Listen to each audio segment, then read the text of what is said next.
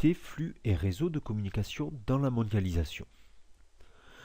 Dans un premier temps, nous avons étudié l'étude de cas sur Roissy, un hub mondial. Grand 2, la France, carrefour européen et mondial de communication. Tout d'abord, petit 1, des réseaux de communication qui s'adaptent à l'accroissement des mobilités. Alors, de quoi parle-t-on quand on parle d'accroissement des mobilités ?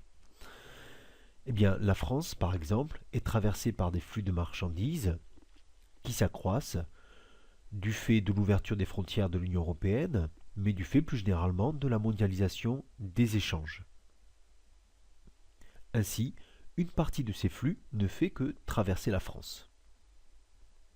De même, tous les types de mobilité connaissent un accroissement. C'est le cas par exemple des mobilités humaines. Ainsi, la France est la première destination touristique du monde, puisqu'elle accueille chaque année environ 80 millions de touristes étrangers. À une échelle plus locale, les mobilités pendulaires, c'est-à-dire souvent entre le domicile et le travail, qui se font dans le quotidien, s'accroissent également du fait de la distanciation entre les lieux de résidence et les lieux de travail. Le critère déterminant n'est donc plus celui de distance, mais de distance-temps. C'est-à-dire ce n'est plus la distance réelle qui est intéressante à prendre en compte, mais c'est plutôt le temps de trajet qu'elle nécessite. De même, les flux d'informations sont constantes. On peut citer les réseaux Internet, les réseaux satellitaires, ce qui nécessite également la constitution de réseaux numériques performants qui permettent de connecter les espaces à toutes les échelles et qui même modifient les façons d'habiter le territoire. Cela pose la question des différents réseaux français. Alors, le réseau terrestre, d'abord, est largement dominé par le poids de la route. Donc, ce réseau routier a une longue histoire et il apparaît aujourd'hui comme un réseau dense et hiérarchisé qui permet une desserte fine du territoire, tant d'ailleurs pour les voyageurs que pour les marchandises. Les autres modes de transport, comme le ferroviaire, l'aérien, le fluvial, restent minoritaires en termes de passagers. Même si ceux-ci sont importants pour la connexion d'un territoire, comme le montre l'exemple de Roissy, un hub mondial. Du fait du critère distance-temps, c'est la rapidité des réseaux qui est aujourd'hui privilégiée. La France est bien pourvue avec plus de 11 000 km d'autoroutes et de 2 000 km de LGV. Petit 2, les réseaux de communication renforcent la position de carrefour du territoire français. C'est tout d'abord le cas des réseaux à grande vitesse. Ces réseaux à grande vitesse français, que ce soit autoroutiers ou ferroviaires, sont désormais conçus à l'échelle européenne. C'est une politique déjà ancienne qui date des années 90. Par exemple, lorsque la LGV Nord est reliée au Royaume-Uni par le tunnel sous la Manche, ou encore que la LGV Nord est reliée à la Belgique par le Thalys. Aujourd'hui, il y a un projet de LGV ferroviaire entre Lyon et Turin pour une mise en œuvre vers 2030. Cette position est aussi renforcée par l'interconnexion des réseaux, qui améliore l'efficacité des échanges. On peut citer ici deux exemples. D'abord, les plateformes multimodales, c'est-à-dire des nœuds de circulation qui permet le passage d'un moyen de transport à un autre. On peut passer ainsi de la voie portuaire, ferroviaire, routière, voire aéroportuaire. Ces plateformes sont des aménagements très importants pour un pays car ils permettent de connecter plusieurs modes de transport et ainsi d'améliorer l'efficacité des flux. Le deuxième exemple que l'on peut prendre est celui des corridors européens. Il s'agit ici de relier le territoire français à l'Europe par un ensemble d'axes très empruntés qui regroupent, là encore, plusieurs modes de transport. Ces corridors se font souvent sur de très grandes distances, par exemple entre l'Europe du Nord et l'Europe du Sud, en passant par l'Est de la France. Enfin, la place de la France dans le réseau maritime mondial, c'est une place à consolider. La France doit ici relever le défi de la compétitivité, face notamment à la révolution du conteneur, c'est-à-dire le transport de ces boîtes métalliques standardisées. Or, Le Havre, qui est le premier port français de conteneurs, ne se situe qu'au 60e rang mondial. Petit 3, des territoires inégalement intégrés dans les réseaux de communication. Bien sûr, les métropoles sont de mieux en mieux connectées. Paris est le carrefour de tous les réseaux.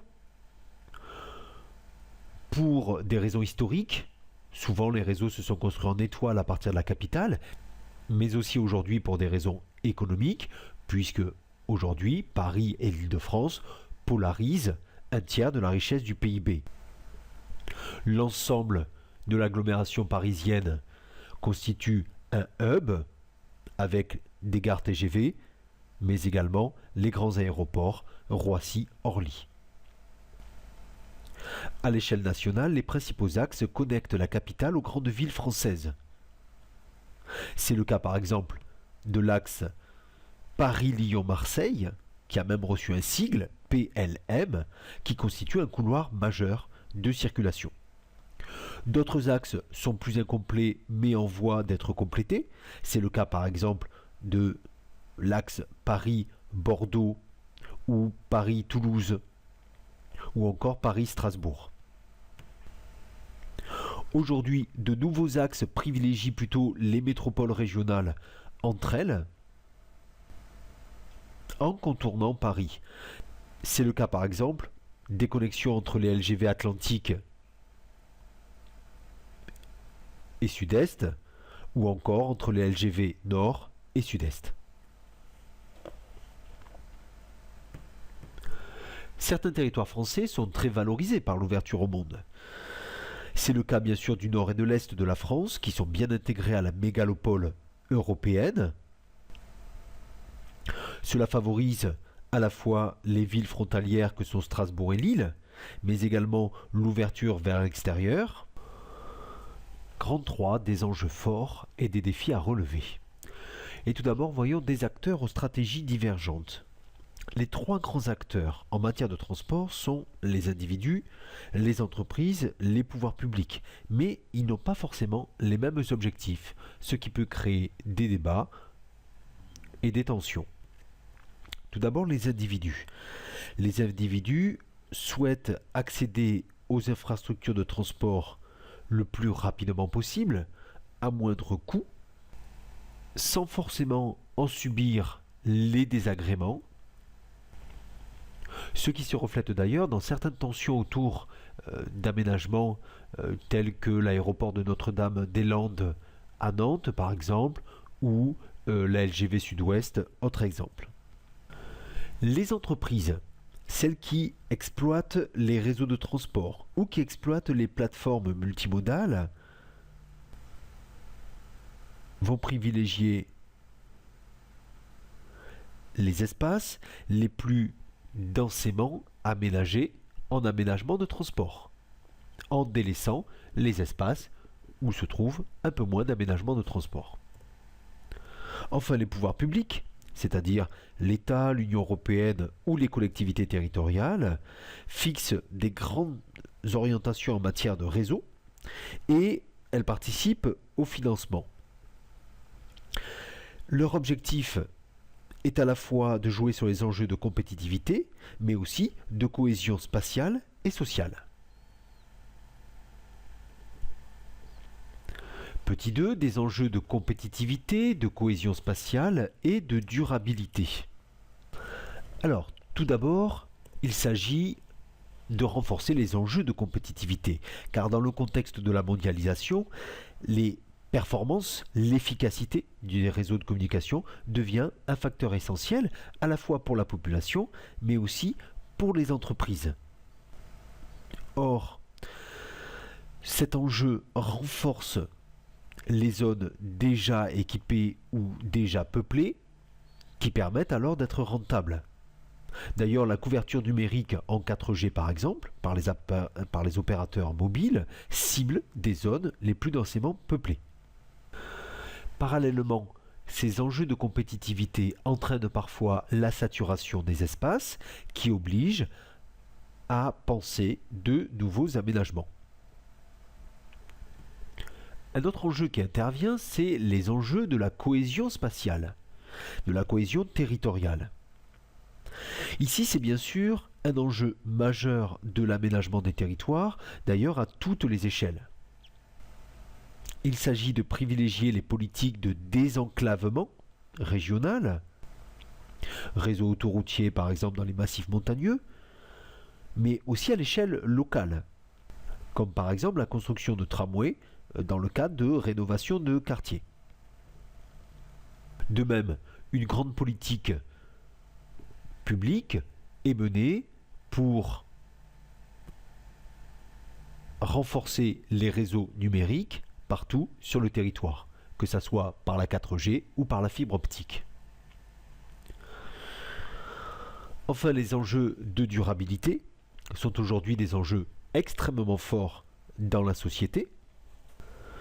De nouveaux modes de transport alternatifs, par exemple pour le fret, se développent lentement.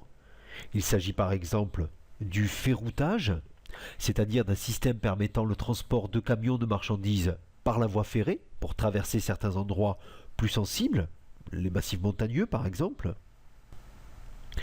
À l'échelle locale, on va privilégier les mobilités douces, c'est-à-dire les modes de transport jugés plus propres au niveau environnemental, le vélo, le tramway par exemple.